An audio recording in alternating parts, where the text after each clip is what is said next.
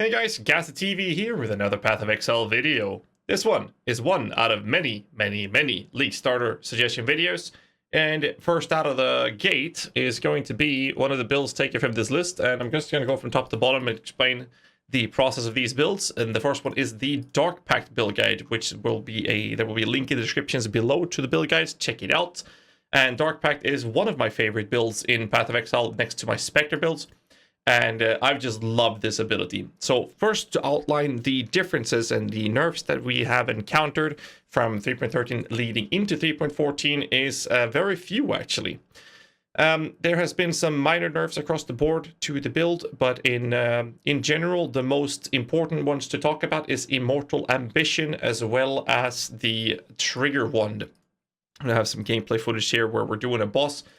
So basically, before we go through the pros and cons, the build itself, you can level with it. It's not the fastest you can level with, because the build itself is not meta to level early on with, but you can. I personally really love using the build that I'm going to play in the endgame with. If I can level with that, then I love doing it. So one of the things you need to keep in mind is that the build is very heavily requiring you to think about your mana pool. Especially with the lower end gear. When you have a much better gear at the end game, this becomes less and less of an issue.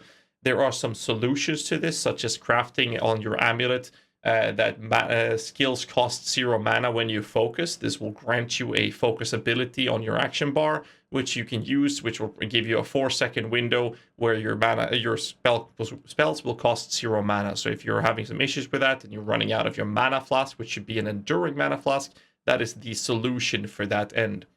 Other than that, I've really loved playing this build. It's a very resilient build, a lot of tankiness and a lot of defense layers with a max block and a hybrid approach of life and energy shield pool. Depending on how you play it, you should have about the same energy shield as life. And the build you see here in the background doing Uber Elder at the moment has about 4,000 life with 2.3k energy shield, so it's a bit lower than what you can achieve, which is what you should be going for. The nerfs that hit in 3.14 is very small. So the first one is the trigger craft on weapons now has a 8-second cooldown instead of 4. This is obviously something that is affected by these cooldown recovery rates. So things that it reduces your cooldown recovery rate or increases your cooldown recovery rate will actually affect this trigger. So for example, the Torrent's Reclamation, which is one of the best items you can use as a belt for this build among a few other builds, brings that 4-second cooldown down to 3.33. And since that is doubled, we have the juicy number of 6.66 seconds cooldown on our trigger. Luckily, the Flesh Offering, or in this case, Bone Offering, lasts for longer than that, and it gets an increased duration depending on how many corpses it has consumed, which provides us with a situation where this build is therefore unaffected by that nerf itself. The other nerf that we saw to this is the Immortal Ambition, and for those of you who don't know what Immortal Ambition is, it is the belt, or in the higher budget version, the glorious Vanity Jewel that allows you to get the Immortal Ambition Keystone, and it looks like this.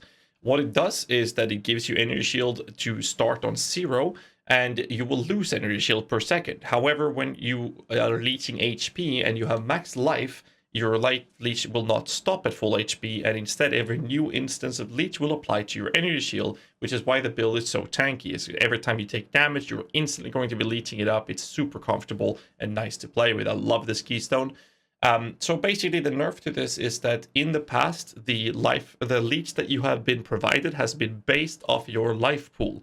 So when you start leeching energy shield, the leech that you get to your energy shield has been based off the amount of life you have. But in the future, now it will be the life leech you get for your life will be based off your life, and the leech you get to your energy shield will be based off your energy shield. Since the build is designed to have about very similar numerical values of both HP and energy shield, the nerf is barely noticeable.